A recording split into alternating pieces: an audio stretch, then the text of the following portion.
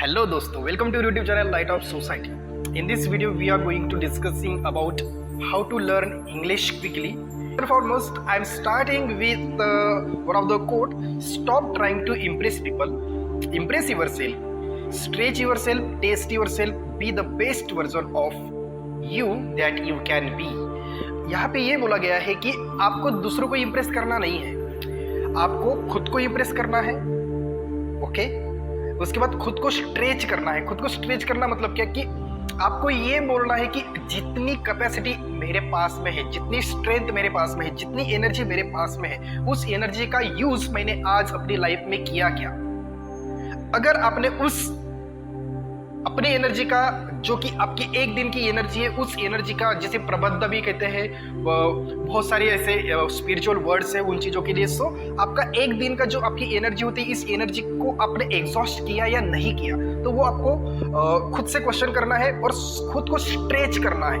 खुद की कैपेसिटी मतलब आप कोई अगर बुक पढ़ रहे हो तो उस बुक को इतना पढ़ो कि आपका मन भर जाए. एक अगर काम आप दिन में ऐसे कर रहे हो तो ऐसे करो. इससे क्या होगा कि आपकी जो एक स्ट्रेंथ है, आपकी कैपेसिटी आपको पता चल जाएगी और उसके बाद एक लिमिटेशन वहां पे आ जाएगा. But you have to stretch yourself. अगर आपको इंप्रूव करना है, अगर आपको एक जगह से दूसरी जगह पे खुद को बेटर बनाना है, या फिर दूसरों से अगर आपको यूनिक अगर दिखना है, तो आपको इस तरीके से वहां पे खुद को स्ट्रेच करना पड़ेगा. और उसके बाद टेस्ट योरसेल्फ, खुद को टेस्ट करना पड़ेगा.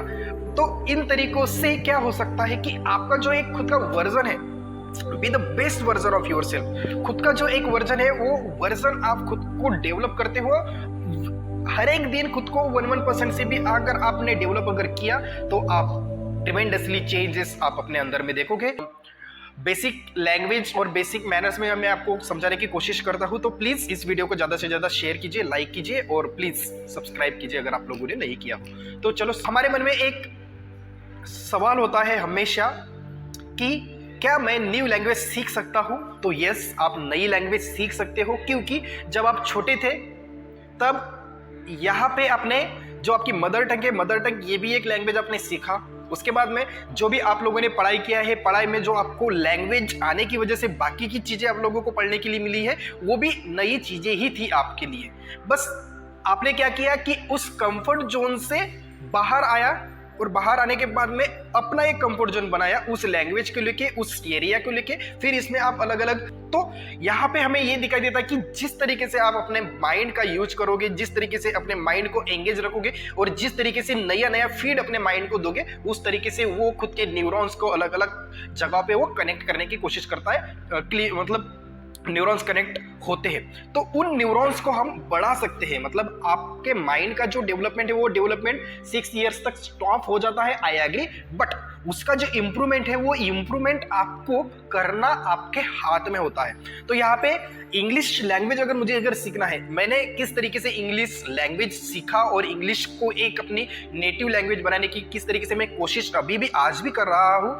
मैं मेरे आप वीडियोस भी देखोगे तो मैं जस्ट बिकॉज इंग्लिश मेरी अच्छी नहीं है या फिर इंग्लिश में मेरी कुछ मिस्टेक्स हो रही है, इस वजह से मैं इंग्लिश बोलना स्टॉप नहीं करूंगा. मुझे पता है कि आज मिस्टेक्स होगा, कल मिस्टेक्स होगा, बट आने वाले दिनों में मैं मिस्टेक्स नहीं करूंगा. सो जो भी मिस्टेक्स है, मिस्टेक्स दिखाना मुझे और दिखाने में मुझे कोई दिक्कत नहीं है. तो मैं जितना हो सकता है उतना मैं वीडियोस में भी इंग्लिश बोलने की कोशिश करता हूँ. सो इसी तरीके से तो मैं ये स्टार्ट कैसे किया. सबसे पहले जब मैंने बहुत ब्रीफली सोचा इनके बारे में कि मुझे क्या करना चाहिए, तो सबसे पहले मुझे पता चला कि इंग्लिश जो है, उस इंग्लिश को मुझे सोचना पड़ेगा. मतलब जो भी मैं थॉट, अगर मैं यहाँ पे अगर ये बोल रहा हूँ कि ये बुक अभी मुझे पढ़नी है, ठीक है, कि वह मराठी में अगर मैं बोलूंगा तो ही बुक मला वाचायची आहे. So in my mind what I think, I wanted to read this book, ये मैं अपने माइंड में बोलूंगा. ओके, मैं अपने माइंड में यही बोलूंगा कि आई wanted to read this book,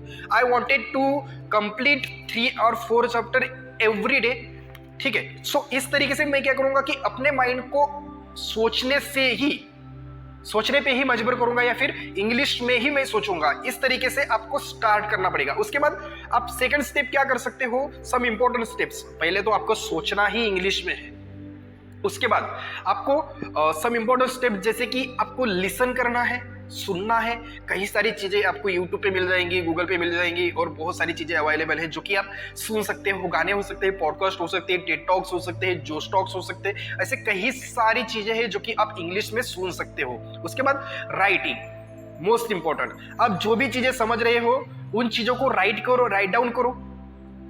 जो भी वोकैबुलरी आप पढ़ते हो वो वोकैबुलरी यहाँ पे आप राइट डाउन करके रखो। ओके, उसके बाद रीडिंग, आपको रीड भी करना है। जिस तरीके से आप जो भी चीजें पढ़ते हो उसको जोर जोर से बोलना है ताकि आपका जो प्रोनाउंसिएशन है वो प्रोनाउंसिएशन बेटर प्रोनाउंसिएशन रहे। सो आपको रीड भी करना है। उसके बाद स्पीक। अगर एक चीज बहुत ज्यादा मुझे सुनने को मिलता है मेरे बच्चों से भी, जब मैं पढ़ाता हूँ बच्चों को, तो बच्चे बोलते हैं कि हमारे आसपास का वो एनवायरनमेंट है ही नहीं जहाँ पे हम बात कर सके।